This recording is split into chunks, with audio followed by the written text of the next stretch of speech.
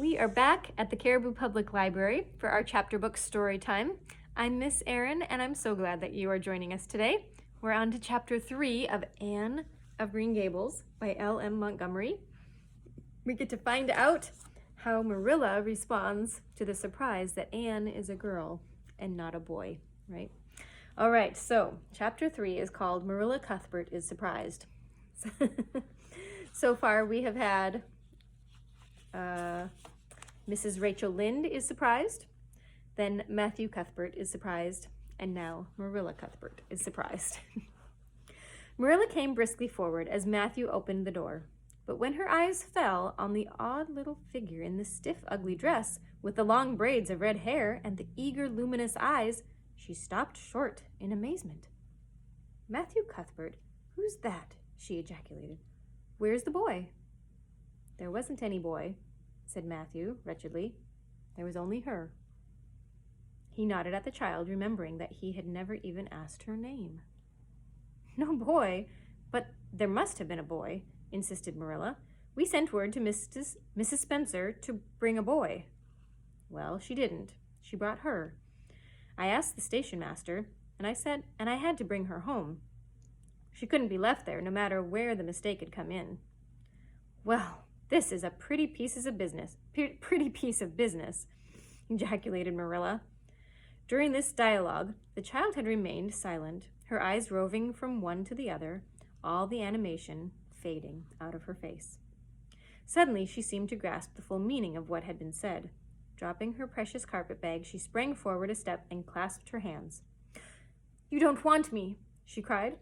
"You don't want me because I'm not a boy. I might have expected it. Nobody ever did want me.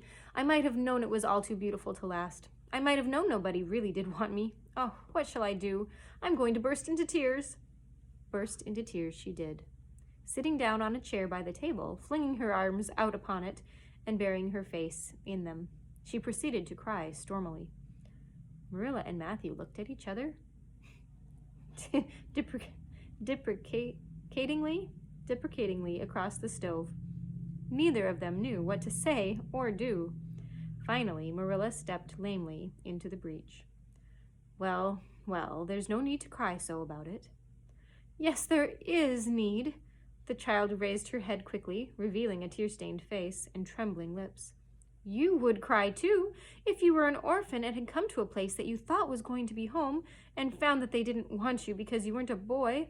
Oh, this is the most tragical thing that has ever happened to me." Something like a reluctant smile, rather rusty from long disuse, mellowed Marilla's grim expression. "Well, don't cry any more. We're not going to turn you out of doors tonight. You'll have to stay here until we investigate this affair. What's your name?" The child hesitated for a moment. "Will you please call me Cordelia?" she said eagerly. "Call you Cordelia? Is that your name?" "No, it's not exactly my name, but I would love to be called Cordelia. It's such a perfectly elegant name." "I don't know what on earth you mean. If Cordelia isn't your name, what is it?" "Anne Shirley," reluctantly faltered forth the owner of that name. "But oh, please do call me Cordelia. It can't matter much to you what you call me, if I'm only going to be here a little while, can it? And Anne is such an unromantic name." "Unromantic fiddlesticks," said the unsympathetic Marilla. "Anne is a real good, plain, sensible name. You've no need to be ashamed of it." "Oh, I'm not ashamed of it," explained Anne. "Only I like Cordelia better.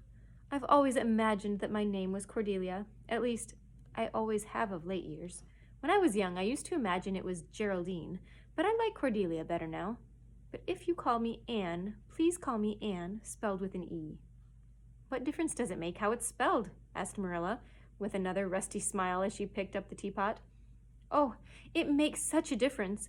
It looks so much nicer. When you hear a name pronounced, you can't always see it in your mind. Oh, can't you always see it in your mind? Just as if it was printed out? I can. And A-N-N looks dreadful. But A-N-N-E looks so much more distinguished. If you'll only call me Anne, spelled with an E, I shall try to reconcile myself to not being called Cordelia." Very well then. Anne, spelled with an E. Can you tell us how this mistake came to be made? We sent word to Mrs. Spencer to bring us a boy. Were there no boys at the asylum? Oh, yes, there was an abundance of them, but Mrs. Spencer said distinctly that you wanted a girl about 11 years old. And the matron said she thought I would do. You don't know how delighted I was. I couldn't sleep all last night for joy. Oh, she added reproachfully, turning to Matthew, why didn't you tell me at the station that you didn't want me and leave me there? If I hadn't seen the white way of delight and the lake of shining waters, it wouldn't be so hard. What on earth does she mean? Demanded Marilla, staring at Matthew. She's just referring to some conversation we had on the road, said Matthew hastily. I'm going out to put the mare in, Marilla. Have tea ready when I come back. Did Mrs. Spencer bring anybody over besides you? Continued Marilla, when Matthew had gone out. She brought Lily Jones for herself. Lily is only 5 years old, and she's very beautiful. She has nut brown hair. If I was very beautiful and had nut brown hair, would you keep me? No, we want a boy to help Matthew on the farm. A girl would be of no use to us. Take off your hat. I'll lay it and your bag on the tall table. Anne took off her hat meekly. Matthew came back presently, and they sat down to supper. But Anne could not eat. In vain she nibbled at the bread and butter and pecked at the crab-apple preserve out of a little scalloped dish by her plate. She did not really make any headway at all. You're not eating anything, said Marilla sharply, eyeing her as if it were a serious shortcoming. Anne sighed. I can't. I'm in the depths of despair. Can you eat when you're in the depths of despair? I've never been in the depths of despair, so I can't say, responded Marilla. Weren't you? Well, did you ever try to imagine you were in the depths of despair? No, I didn't. And I don't think you can understand what it's like. It's a very uncomfortable feeling indeed. When you try to eat, a lump comes right up in your throat, and you can't swallow anything, not even if it was a chocolate caramel. I had one chocolate caramel once, 2 years ago, and it was simply delicious. I've often dreamed since then that I had a lot of chocolate caramels, but I always wake up just when I'm going to eat them. I do hope you won't be offended because I can't eat. Everything is extremely nice, but I still cannot eat. I guess she's tired, said Matthew, who hadn't spoken since his return from the barn. Best put her to bed, Marilla. Marilla had been wondering where Anne should be put to bed. She had prepared a couch in the kitchen chamber for the desired and expected boy, but although it was neat and clean, it did not seem quite the thing to put a girl there somehow. But the spare room was out of the question for such a stray waif, so there remained only the east gable room. Marilla lighted a candle and told Anne to follow her, which Anne spiritlessly did, taking her hat and carpetbag from the hall as she passed. The hall was fearsomely clean. The little gable chamber in which she presently found herself seemed still cleaner. Marilla set the candle on a three-legged, three-cornered table and turned down the bedclothes. I suppose you have a nightgown? She questioned. Anne nodded. Yes, I have two. The matron of the asylum made them for me. They're fearfully skimpy. There's never enough to go around in an asylum, so things are always skimpy. At least in a poor asylum like ours. I hate skimpy night dresses, but one can dream just as well in them as in a lovely trailing one, with frills around the neck. That's the consolation. Well, undress as quick as you can and go to bed. I'll come back in a few minutes for the candle. I daren't trust you to put it out yourself. You'd likely set the place on fire. When Marilla had gone, Anne looked around her wistfully. The whitewashed walls were so painfully bare and staring that she thought they must ache over their own bareness. The floor was bare too, except for a round braided mat in the middle, such as Anne had never seen before. In one corner was the bed, a high, old-fashioned one, with 4 dark, low-turned posts. In the other corner was the aforesaid 3-cornered table, adorned with a flat red velvet pincushion, hard enough to turn the point of the most adventurous pin. Above it hung a little 6-by-8 mirror. Midway between the table and the bed was a window, with an icy white muslin frill over it, and opposite it was the washstand. The whole apartment was of a rigidity not to be described in words, but which sent a shiver to the very marrow of Anne's bones. With a sob, she hastily discarded her garments, put on the skimpy nightgown, and sprang into bed, where she burrowed face downward into the pillow and pulled the clothes over her head.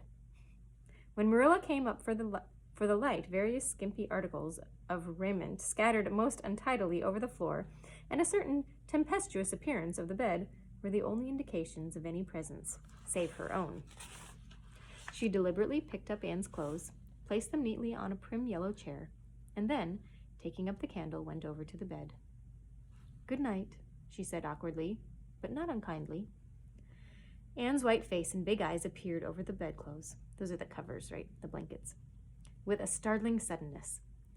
"How can you call it a good night when you know it must be the very worst night I've ever had?" she said reproachfully. Then she dived down into invisibility again. Marilla went slowly down to the kitchen and proceeded to wash the supper dishes. Matthew was smoking, a sure sign of perturbation of mind. He seldomly smoked, for Marilla set her face against it as a filthy habit. But at certain times and seasons he felt driven to it, and then Marilla winked at the practice, realizing that a mere man must have some vent for his emotions. "Well," she said, "this is a pretty kettle of fish. This is what comes of sending word instead of going ourselves. Robert Spencer's folks have twisted that message somehow. One of us will have to drive over and see Mrs. Spencer tomorrow, that's certain. This girl will have to be sent back to the asylum." "Yes, I suppose so," said Matthew reluctantly. "You suppose so? Don't you know it?" "Well, now, she's a real nice little thing, Marilla. It's kind of a pity to send her back when she's so set on staying here." "Matthew Cuthbert, don't you mean to say you think we ought to you don't mean to say you think we ought to keep her?" Marilla's astonishment could not have been greater if Matthew had expressed a predilection for standing on his head. "Well, now, no, I suppose not." "Not exactly," stammered Matthew, uncomfortably driven into a corner for his precise meaning. "I suppose we could hardly be expected to keep her." "I should say not. What good would she be to us?" "You might be some good to her," said Matthew suddenly and unexpectedly. "Matthew Cuthbert, I believe that child has bewitched you. I can see as plain that you want to keep her." "Well, now, she's a real interesting little thing," persisted Matthew. You should have heard her talk coming from the station." Oh, she can talk fast enough. I saw that at once. It's nothing in her favor either. I don't like children who have so much to say. I don't want an orphan girl, and if I did, she isn't the style I'd pick out. There's something I don't understand about her. No, she's got to be dispatched straight away back to where she came from." "I could hire a French boy to help me," said Matthew, "and she'd be company for you." "I'm not suffering for company," said Marilla shortly, "and I'm not going to keep her." "Well, now, it's just as you say, of course, Marilla," said Matthew, rising and putting his pipe away. "I'm going to bed." To bed went Matthew, and to bed, when she had put her dishes away, went Marilla, frowning most resolutely. And upstairs, in the east gable, a lonely, heart-hungry, friendless child cried herself to sleep. Well, that's the end of chapter 3 for today. So we will see what happens in the morning when they all wake up. You guys have a great night. Thanks for joining us. Bye for now.